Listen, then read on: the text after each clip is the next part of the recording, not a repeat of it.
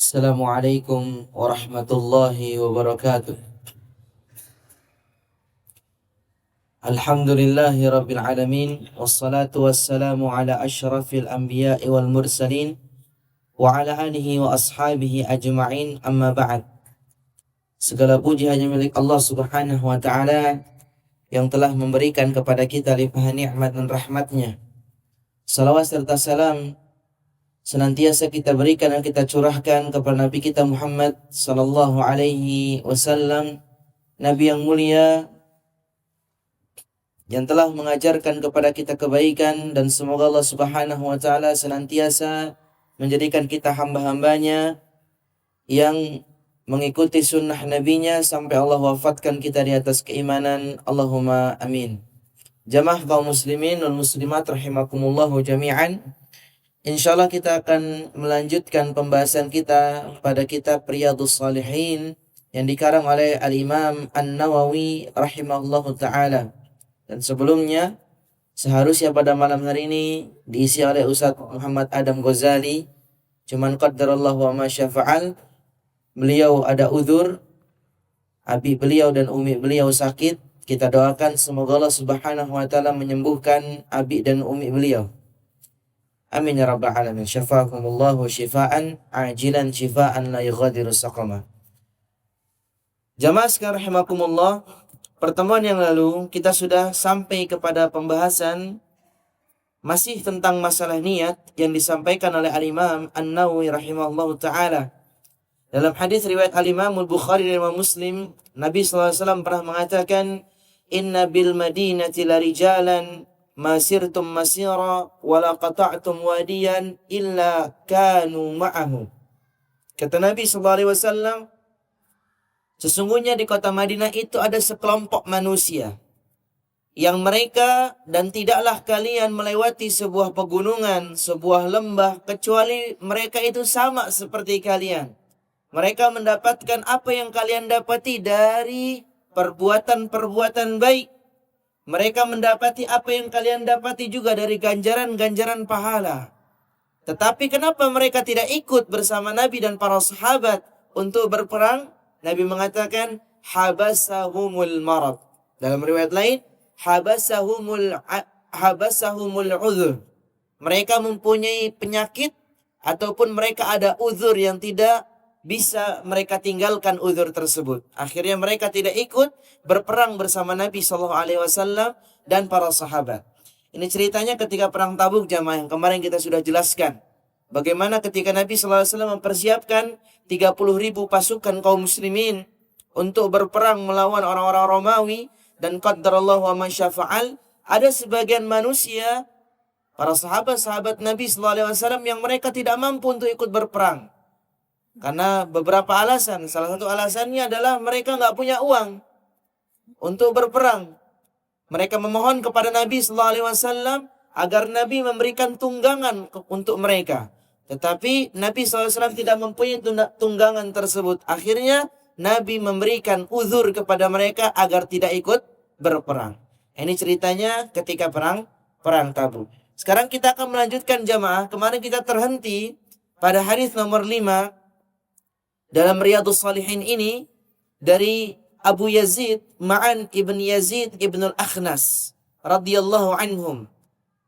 Ma'an ibn Yazid ibn al-Akhnas. Ma'an ibn Yazid ibn al-Akhnas. Tiga-tiganya adalah sahabat Nabi SAW. Ma'an punya bapak namanya Yazid. Yazid punya bapak namanya Al-Akhnas. Dari kakek, bapak, anak, semuanya sahabat Nabi SAW. Yang salah satu keutamaan dari keluarganya Ma'an ini, beliau mempunyai bapak dan mempunyai kakek, seorang sahabat semua. Suatu saat Ma'an ibn Yazid ibn al-Akhnas, beliau pernah bercerita. Hadis ini riwayat Al-Imam Al-Bukhari. Kalau kita baca hadis lengkapnya dalam Sahih Bukhari, jamaah sekalian, hadis nomor 1333, kata Ma'an ibn Yazid, beliau mengatakan, baya'tu Rasulullah sallallahu alaihi wasallam ana wa abi wa jaddi. Kata Ma'an, aku, bapakku, dan kakekku membaiat Nabi sallallahu alaihi wasallam. Apa makna baiat? Apa makna baiat? Baiat ini adalah janji setia. Mengikuti Nabi sallallahu alaihi wasallam sampai meninggal. Ini namanya baiat. Ini namanya baiat. Dan baiat jamaah sekalian rahimakumullah hanya diperuntukkan kepada imam kaum muslimin. Baiat tidak diperuntukkan bagi segelintir manusia yang mereka membuat kelompok-kelompok, kemudian kelompoknya harus membaiat ketuanya. Ini bukan seperti itu. Nabi SAW ketika datang ke kota Madinah, para sahabat-sahabat Nabi di kota Madinah langsung memilih Nabi sebagai pemimpin. Dan mereka semua, para sahabat Nabi di kota Madinah, mereka membaiat Nabi SAW. Mau perempuannya, mau laki-lakinya, semua membaiat Nabi SAW. Janji setia mengikuti Nabi sampai mereka wafat. Ini namanya baiat.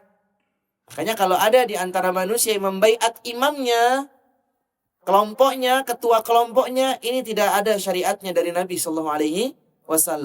Yang ada ketika seseorang membaiat pemimpin kaum muslimin, mereka taat, mereka mendengar.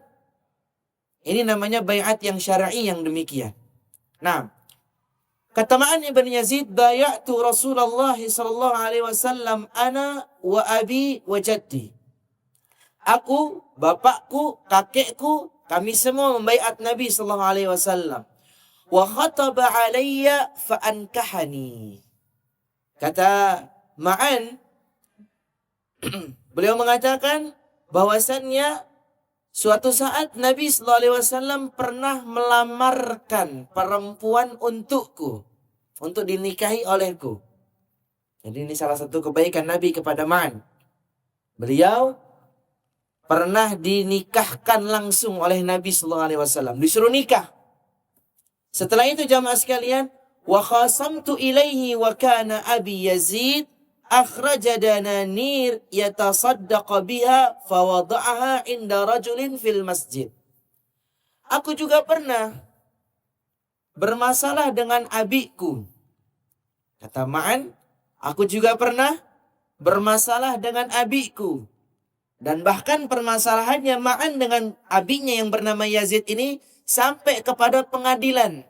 Yang mana ketika itu pengadilan paling tertinggi adalah pengadilannya Nabi. Suatu saat Ma'an pernah datang ke Nabi SAW untuk mengadili bapaknya. Bapaknya nggak adil. Makanya beliau minta keadilan agar Nabi SAW ketok palu. Wahai Nabi, ini bapakku tidak adil dalam membimbingku misalnya, memberikan nafkah kepadaku. Tolong kau nasihati dia agar dia berbuat adil kepadaku. Ini pernah terjadi di zaman Nabi sallallahu alaihi wasallam. Nah, ceritanya jamaah, Yazid ini, beliau ini ketika beliau memberikan nafkah kepada anaknya yang bernama Ma'an ini tidak banyak nafkahnya. Enggak terlalu banyak nafkahnya. Suatu saat si Yazid ini, bapaknya Ma'an, beliau ingin bersedekah.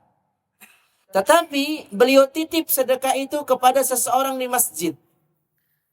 Karena mungkin beliau lihat orang ini amanah. Beliau datengin dan beliau minta titip. Wahai fulan, ini aku ada dinar, beberapa dinar, aku titip dulu kepadamu.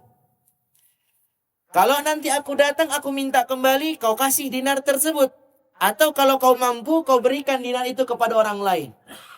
Jadi mewakilkan orang untuk bersedekah.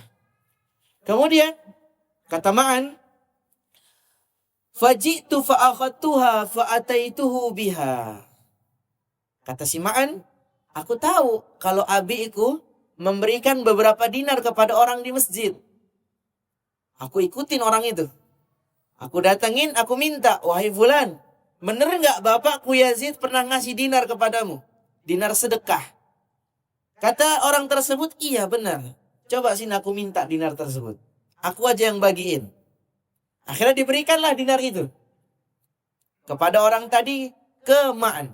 Setelah itu jamaah sekalian rahimakumullahu jami'an, faji'tu fa'akhadtuha fa'ataituhu biha faqala wallahi ma iyyaka aradtu fa khasamtuhu ila Rasulillah sallallahu alaihi wasallam. Setelah itu jamaah sekalian, Ma'an ambil dinar tersebut dari orang tadi. Setelah itu dia datengin bapaknya. Dia katakan, wahai bapakku, kayaknya engkau ini banyak duitnya. Tapi kau anakmu gak dibeliin sesuatu. Kau malah sibuk sedekah. Nah, nanti kita akan jelaskan ini semua. Kau malah sibuk sedekah. Anakmu tidak diberikan pendidikan yang baik. Anakmu tidak disekolahkan misalnya. Anakmu tidak diberikan baju yang baru. Tidak diberikan baju yang layak. Makanan yang layak. Kau malah sibuk dengan sedekah. Akhirnya si Ma'an ini membawa dinar tersebut. Datang ke Nabi SAW. Dan si Ma'an langsung mengadili bapaknya tadi. Setelah itu jamaah, bapaknya pun dihadirkan di hadapan Nabi SAW. Ditanya-tanya oleh Nabi, kenapa kau lakukan ini? Apa kau tidak melakukannya karena atas namamu atau atas nama anakmu? Pokoknya ditanya oleh Nabi SAW. Akhirnya teranglah permasalahan tersebut. Dan Nabi mengatakan kepada Ma'an, kepada Yazid, laka ma nawaita ya Yazid, walaka ma akhadta ya Ma'an. Wahai Yazid, apa yang kau niati itu untuk sedekah, dinar yang kau berikan tadi, itu telah dicatat oleh Allah sebagai niat sedekah. Wahai Ma'an, dinar yang telah kau ambil tadi itu buatmu. Mungkin bapakmu pelit kepadamu, aku berikan langsung dinar tersebut untukmu. Nah, ini hadis yang mulia jamaah sekalian, rahimakumullahu jami'an. Berkaitan tentang seorang anak yang meminta keadilan kepada bapaknya. Dan bahkan keadilan tersebut sampai ke meja bundar. Sampai di hadapan Nabi SAW. Hanya Imam Ibnu Hajar dalam Fathul Bari, beliau mengatakan, mengambil faedah dalam hadis ini, beliau mengatakan, jawazut tahakumi bainal ibni wal ab. Bolehnya seorang anak menggugat bapaknya di hadapan pengadilan. Walaysa hadza minal uquq. Ini bukan termasuk perbuatan jelek. Nah, jadi boleh. Kalau misalnya seorang anak dia tidak mendapati kebaikan dari bapaknya. Misalnya seorang bapak punya 10 anak atau 3 anak misalnya. Anak pertama diberikan ini, anak kedua diberikan ini, anak ketiga nggak diberikan apa-apa. Maka anak ketiga dengan haknya dia bisa maju ke pengadilan. Dia katakan, wahai hakim, bapakku telah menggolimiku. Dia tidak menafkahiku, dia tidak memberikan jajan untukku, dia tidak menyekolahkanku di sekolah yang bagus, bahkan dia menelantarkanku. Maka si hakim langsung menetapkan sebuah perkara. Bapaknya harus berbuat adil kepada anak ketiga. Nah, ingat jamaah, adil belum tentu sama. Harus diingat-ingat. Harus diingat-ingat. Kalau menurut kita, semua anak harus sama. Tidak. Syariat kita mengajarkan semua anak harus diperbuatkan adil. Dan adil itu bukan harus sama rata. Adil itu yang penting setiap anak mendapatkan haknya. Misalnya anak pertama, dia sudah kuliah. Anak kedua masih SMA. Anak ketiga SD kelas 3 lagi. Maka nggak mungkin seorang bapak dia memberikan jajan kepada anak-anaknya semuanya rata. Anak pertama dikasih 100.000, anak kedua 100.000, anak ketiga 100.000. Adil apa salah ini? Salah. Kenapa? Karena anak ketiga dengan duit 100.000 dia bingung. Atau bahkan dia foya-foya bisa jadi. Anak kelas 3 SD dikasih 100.000 jemaah. Nah tadi siang pulang dari khutbah, mampir di SD dekat rumah, SD Permata Bunda. Ada orang jualan krepes. Tahu krepes nggak? Ya, jajanan anak-anak SD. Nah, belilah krepes itu. Satunya 5.000. Coba bayangin, anak kelas 3 SD, dia pegang duit 100.000, dia beli krepes. Berapa dapatnya dia? Atau dia beli cimol misalnya. Dia beli dadar gulung itu. Dia akan banyak makannya. Tetapi anak yang sudah kuliah dikasih duit 100.000 mungkin kurang. Mungkin kurang. Dari rumah ke sekolahnya harus beli bensin. Belum nanti siangnya dia harus ngapain. Sorenya dia harus ngapain. Makanya adil itu belum tentu sama. Setiap anak dia harus mendapatkan keadilan dari bapaknya, tapi belum tentu sama. Nah, jadi jamaah sekalian rahimakumullah, hadis yang mulia ini menjelaskan tentang bagaimana seorang anak dibolehkan untuk menuntut bapaknya supaya bapaknya berbuat adil kepadanya. Nah, jamaah sekalian rahimakumullah jami'an, faedah yang bisa kita ambil dalam hadis yang mulia ini, faedah yang pertama yaitu hadis ini juga masih berkaitan tentang masalah niat. Karena Nabi mengatakan, laka ma nawaita ya Yazid. Wahai Yazid, engkau akan mendapatkan apa yang kau niati dari perbuatan baik itu, yaitu sedekah. Nah, jadi Nabi SAW menganggap bahwasanya niatnya Yazid ini baik. Dia bersedekah. Dia mendapatkan apa yang dia niati.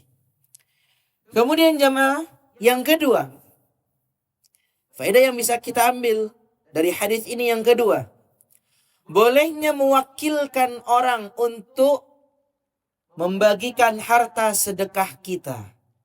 Bolehnya mewakilkan orang untuk membagikan harta sedekah kita. Misalnya kita orang kaya yang harus membagikan harta sedekah melalui perantara orang lain. Kita punya karyawan-karyawan. Setiap Jumat misalnya kita bersedekah 10 juta atau 100 juta. Gak akan mungkin 100 juta itu kita bagikan sendiri. Kita akan memberikan kepada orang, kepada karyawan kita agar dia memberikan sedekah tersebut. Tapi ingat, orang yang dijadikan sebagai pemberi sedekah itu harus amanah. Harus amanah. Dia memang benar-benar memberikan sedekah itu kepada orang lain, bukan kepada kantongnya, bukan kepada anak buahnya lagi, bukan kepada keluarganya. Gak boleh yang seperti itu. Bos sudah mengatakan kasih sedekah ke orang miskin. Kasih sedekah ke orang miskin. Dan orang miskin ini, jamaah sekalian rahimakumullah, yang ma'ruf di tengah kita, orang miskin tersebut apa? Di tengah kita yang ma'ruf. Orang miskin itu siapa? Di tengah kita yang ma'ruf, di tengah orang-orang Indonesia. Biasanya orang miskin tersebut orang yang, mohon maaf, misalnya rumahnya gak terlalu bagus. Kemudian juga pekerjaannya serabutan. Nah, itulah yang dikasih. Nah, pintarnya kalau orang yang dikasih amanah untuk membagikan harta sedekah tersebut, kan bos ngomong orang miskin. Saya juga orang miskin. Saya lebih miskin daripada bos. Ya benar lah, bosnya orang kaya. Maka harta tersebut diambil oleh dia. Ini gak amanah yang demikian. Makanya kalau orang ingin membagikan harta sedekah, dia pilih orang-orang yang amanah. Supaya sedekah tersebut memang benar-benar bisa dibagikan kepada orang yang tepat sasaran. Nah, kemudian selanjutnya jamaah sekalian rahimakumullahu jami'an. Selanjutnya, nafkah kepada keluarga hukumnya wajib. Sedekah kepada orang lain hukumnya sunnah. Nafkah kepada keluarga hukumnya wajib. Dan sedekah kepada orang lain hukumnya sunnah. Maka jangan sekali-kali kita mendahulukan yang sunnah dan melupakan yang wajib.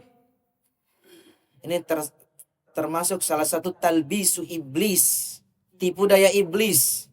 Kita anggap ini sebuah kebaikan, padahal itu keburukan. Paham jemaah? Jadi kita benar-benar harus mendahulukan yang wajib dulu sebelum sunnah. Kalau wajib sudah dikerjakan, baru kerjakan sunnah. Jangan kebalik. Sunnah lebih semangat, wajib dilupakan. Ada orang dia bangun malam jam 2. Dia sholat tahajud sampai jam 4. Ba'da tahajud ngantuk tidur bangun jam 7. Gak sholat subuh. Boleh apa enggak ini? Gak boleh. Kenapa? Dia mendahulukan yang sunnah, kemudian dia menyepelekan yang wajib. Makanya orang yang cerdas dia akan berpikir yang wajib dulu dikerjakan baru yang sunnah. Maka dengan itulah si Ma'an tadi dia meminta kepada Nabi SAW agar Nabi sallallahu alaihi wasallam menentukan hukum. Wahai Nabi, abiku ini senang sedekah. Tapi sayang 1000 sayang, dia lupa dengan kami. Dia nggak memberikan nafkah kepada kami. Dia senang sedekah kepada orang lain, dia lupakan keluarganya.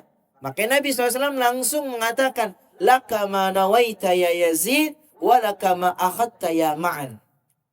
Wahai Yazid, kau mendapatkan apa yang kau niati, dan Ma'an kau ambil duit yang ada di tas tersebut. Nah, jadi jamaah, jangan sampai kita mendahulukan yang sunnah, kemudian kita melupakan yang wajib. Silakan analogikan kepada ibadah-ibadah yang lain. Yang biasakan yang dikerjakan oleh orang itu, sholat tahajud sampai jam 4. Habis itu lupa sholat subuh. Jamaah, lihat jamaah. Ini saja tentang 2 ibadah, wajib dan sunnah. Kita nggak boleh mendahulukan yang sunnah daripada yang wajib. Apalagi yang bukan syariat, kita dahulukan daripada yang wajib. Ini nggak boleh sama sekali. Orang nonton konser malam-malam sampai jam 1 malam. Subuhnya nggak ada sama sekali. Mana semangat dia nonton konser dari ba'da maghrib sampai jam 1 malam. Orang nonton bola, ini lagi Indonesia lagi berjaya-jaya nih sekarang. Orang nonton bola sampai jam 12, sampai jam 1 malam, subuh nggak kelihatan. Nobar di mana-mana. Dibuka harga tiket masuk nobar. Berani dia untuk membayar harga tiket masuk tersebut. Dia berani untuk bayar sampai jam 12 dia nonton. Sampai jam 1 dia nonton. Salat subuh, innalillahi wa inna ilaihi raji'un. Gak bangun sama sekali. Ini yang bukan syariat jamaah sekalian. Ini yang bukan wajib atau sunnah atau mubah lagi. Ini perkara yang silahkan kalau memang mau dikerjakan, tapi jangan sampai lupa hal yang wajib tersebut. Maka yang sunnah saja kita tidak boleh mendahulukan daripada yang wajib, apalagi yang bukan sunnah. Nah, jadi ingat jamaah sekalian rahimakumullah jami'an, bahwasannya kita itu mempunyai kewajiban bagi keluarga kita. Entah itu kewajiban nafkah atau kewajiban mencintai. Maka nggak boleh sama sekali kita melupakan keluarga kita. Nah, dalam masalah sedekah pun, ingat jamaah, dalam masalah sedekah pun, Allah Subhanahu wa ta'ala itu melarang kita untuk jor-joran sedekah. Apa maksudnya jor-joran sedekah? Apa maksudnya? Kita sedekahnya bukan main.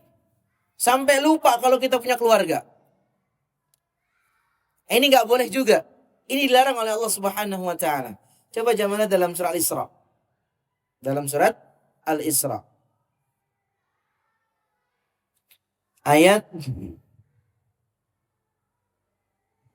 29. Dalam surah Al-Isra ayat 29. Allah firmankan, "Wala taj'al yadaka maghlulatan ila 'unukik, wala tabsutha kullal bast, fataq'uda maluman mahsura." Allah katakan, janganlah engkau jadikan tanganmu itu terbelenggu di belakang lehermu. Maksudnya apa? Ini kinayah. Jangan kau jadi orang yang pelit banget. Allah Subhanahu wa ta'ala ingatkan kita. Jangan jadi orang yang sangat pelit. Ada orang minta sama kita bantuan, kita nggak mau. Ada orang minta sama kita fulus cuma 1.000, 2.000 nggak mau. Ini pelit banget. Jangan menjadi seperti itu kata Allah. Dan juga yang kedua, Allah katakan wala tabsutha kullal bast. Dan jangan juga mengulurkan tangan kita dengan seulur-ulurnya. Apa maksudnya? Jor-joran sedekah sampai lupa beras di rumah belum kebeli. Sampai lupa listrik di rumah belum kebeli. Itu listrik masih bunyi-bunyi. Sampai lupa ke masjid nggak ada bensin. Ini juga nggak boleh. Allah melarang itu. Paham jamaah? Sedekah bukan main, lupa di dompetnya nggak ada uang. Akhirnya dia menyusahkan diri dia sendiri. Ketika di dompet nggak ada uang, mau ke masjid atau mau ke kajian, di tengah jalan bannya kempes. Dia nggak punya uang. Bingung dia. Mau ketambal ban, nggak enak ngutang. Nah, ini nggak boleh juga Allah mengatakan seperti itu. Wala tabsutha kullal bast. Kemudian Allah katakan, fataq'uda maluman mahsura. Kalau engkau, kata Allah Subhanahu wa taala, mengerjakan yang pertama atau yang kedua, fataq'uda maluman mahsura. Engkau akan menjadi orang yang dicela dan engkau akan menjadi orang yang rugi. Nah, ya Allah jelaskan jemaah. Jadi silahkan mau sedekah silahkan. Tapi jangan jor-joran sedekahnya. Kecuali kalau kita punya banyak duit. Silahkan kalau banyak duit jor-joran sedekah nggak apa-apa. Tapi kalau kehidupan kita juga alhamdulillah strata setengah ke bawah. Jangan jor-joran sedekah. Paham jemaah? Nah ini juga dilarang oleh Allah Subhanahu wa ta'ala. Kita nggak boleh pelit bersedekah. Dan kita juga tidak boleh jor-joran dalam bersedekah. Kemudian jemaah, faedah yang keempat yang bisa kita ambil dalam hadis yang mulia ini. Faedah yang keempat yang bisa kita ambil dalam hadis yang mulia ini. Itu tadi yang sudah kita sampaikan. Kata Imam Ibnu Hajar Al-Asqalani beliau mengatakan jawazut tahakum bainal ibni wal ab. Bolehnya seorang anak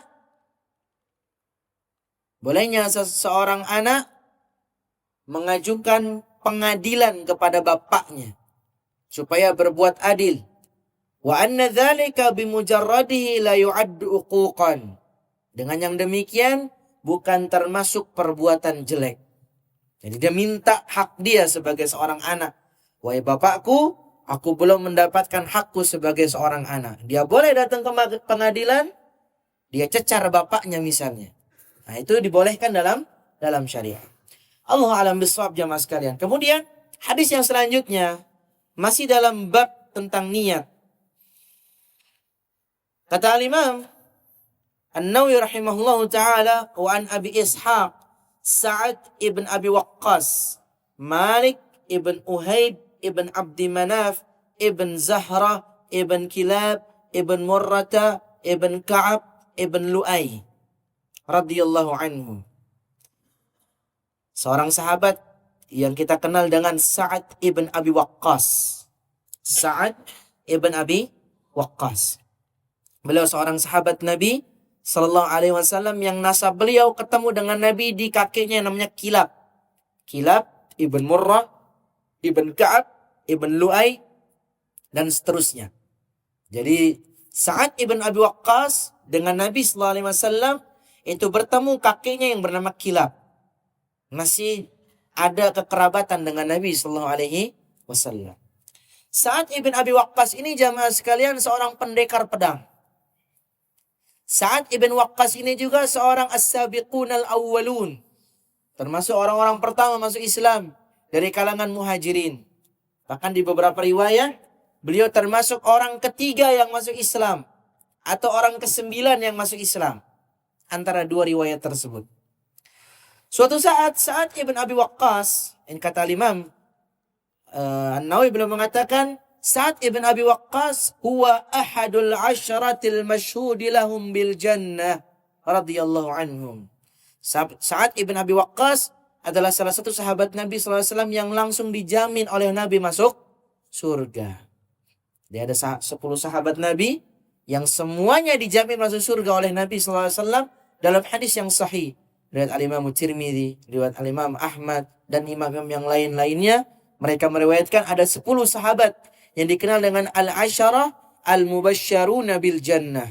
10 sahabat yang dijamin masuk surga oleh Nabi sallallahu alaihi wasallam. Salah satunya adalah Sa'ad ibn Abi Waqqas. Kemudian jamaah, Sa'ad ibn Abi Waqqas pernah mengatakan, Ja'ani Rasulullah sallallahu alaihi wasallam ya'uduni 'ama hajjatil wada'. Tahun berapa ini? Hajjatul wada'. Tahun ke-8 Hijriyah. Suatu saat, Nabi SAW pernah menjenguk Sa'ad ibn Abi Waqqas di tahun ke-8 Hijriyah ketika Hajjatul Wada'. Min waj'in ishtadda bi. Yang ketiga itu aku sedang sakit parah. Lagi parah-parahnya tahun ke-8 itu. Nabi menjengukku. Setelah itu Nabi SAW mendoakanku kebaikan. Nabi SAW mengabarkanku kebaikan. Setelah itu semua, Sa'ad mengatakan, faqultu ya Rasulullah, inni qad balagha bi minal waj'i ma tara. Wahai Nabi, aku ini sudah sakit-sakitan. Kau lihat aku sekarang gimana? Udah sakit-sakitan. Gimana pendapatmu, hai Nabi sallallahu alaihi wasallam? Wa ana dzu malin wa la yarithuni illa ibnatun li. Wahai Nabi sallallahu alaihi wasallam, aku ini orang yang punya harta banyak. Ini kata Sa'ad. Aku punya harta banyak, tapi aku lagi sakit-sakitan sekarang. Dan aku tidak ada keluargaku yang aku tinggalkan kecuali anak perempuanku seorang. Yang jadi ahli warisnya. Ahli waris tunggal lagi. Ahli waris tunggal. Aku cuma punya anak perempuan saja satu-satunya. Aku punya banyak uang. Aku cuma punya anak satu-satunya. Akhirnya, kata Sa'ad, afa atasaddaqu bithuluthi mali. Kata Sa'ad, wahai Nabi, apakah boleh aku bersedekah 2/3 dari hartaku? Kebanyakan kalau hartaku ini untuk anakku, aku sedekahkan 2/3 untuk orang lain. Boleh nggak seperti itu? Paham jamaah maksudnya di sini? Kalau hartaku misalnya hartanya Sa'ad 1 M. Hartanya Sa'ad jangan 1 M lah, 10 M. Atau 9 M. Biar gampang hitungnya. Hartanya Sa'ad ibn Abi Waqqas 9 M. Jadi kalau 2/3-nya 6 M. Boleh nggak 3 M buat anakku, 6 M buat aku sedekahkan? Paham? 6 M aku sedekahkan, 3 M buat anakku. Kalau aku berikan semua ke anakku, dia akan kelabakan, kebanyakan duit dia nanti. Maka aku, Masya Allah nih, Sa'ad ibn Abi Waqqas, beliau berpikir panjang jamaah. Beliau ingin harta yang beliau dapat ini bisa bermanfaat juga bagi orang lain. Makanya beliau katakan, wahai Nabi, 2/3 buat orang-orang gimana? Maka Nabi mengatakan, la, nggak boleh 2/3 buat orang-orang. Kemudian Sa'ad mengatakan lagi, fasyatru ya Rasulullah, kalau setengah gimana? Kalau 9 M berarti berapa setengahnya? Berapa setengahnya? Ya 4,5. 4,5 M. Buat orang lain 4,5 M buat anak perempuanku. Maka kata Nabi SAW, la, nggak boleh sama sekali. Kemudian Sa'ad mengatakan lagi, fathuluth ya Rasulullah. Kalau 1/3 gimana? Berarti 3 M. Kalau 1/3 gimana? Maka Nabi mengatakan, ats-tsuluts wa-tsulutsu katsir. 1/3 oke lah. Tapi 1/3 aja udah kebanyakan itu. 1/3 aja udah kebanyakan. Kemudian Nabi mengatakan, innaka antadhara warathataka aghniya khairun min antadharahum 'alatan yatakaffafun nas wa innaka lan tunfiq nafaqatan tabtaghi biha wajha Allah illa ujirta 'alaiha hatta ma taj'alu fi imra'atik. Kata Nabi SAW, wahai Sa'ad, ingat perkataanku ini. Engkau meninggal, kemudian kau meninggalkan keluargamu dalam keadaan mereka kaya, itu lebih baik daripada mereka kekurangan dan mereka minta-minta sama orang. Hadis ini menunjukkan bahwa ketika kita punya anak, punya istri jamaah, semangat untuk kerja. Supaya tatkala kita wafat, ini harta buat anak kita, buat istri kita. Mereka bisa makan, mereka bisa hidup dengan harta yang telah kita miliki. Supaya mereka ketika kita wafat, mereka enggak minta-minta di hadapan manusia yang lain. Nabi mengatakan seperti itu kepada Sa'ad. Wahai Sa'ad, ingat, engkau meninggal, kau tinggalkan anakmu dalam keadaan dia kaya, itu lebih bagus, lebih baik daripada kau tinggalkan mereka dalam keadaan mereka minta-minta di hadapan orang lain. Wa innaka lan tunfiqa nafaqatan tabtaghi biha wajha Allah. Dan wahai Sa'ad, tidaklah sebuah nafkah yang kau keluarkan, kau niatkan nafkah tersebut untuk Allah Subhanahu wa ta'ala, illa ujirta 'alaiha, kecuali kau akan diberikan ganjaran karena nafkah tersebut. Hatta taj'alu fi imra'atik. Sampai-sampai nafkah yang kau niatkan itu ikhlas karena Allah, engkau berikan ke mulut istrimu. Itu juga terhitung kebaikan. Nah, kemudian jamaah, ini masih panjang nih hadisnya. Qal faqultu ya Rasulullah, ukhallafu ba'da ashabi. Wahai Nabi sallallahu alaihi wasallam, apa yang harusnya dan hendaknya aku tinggalkan untuk kawan-kawanku yang mereka belum wafat, aku sudah wafat.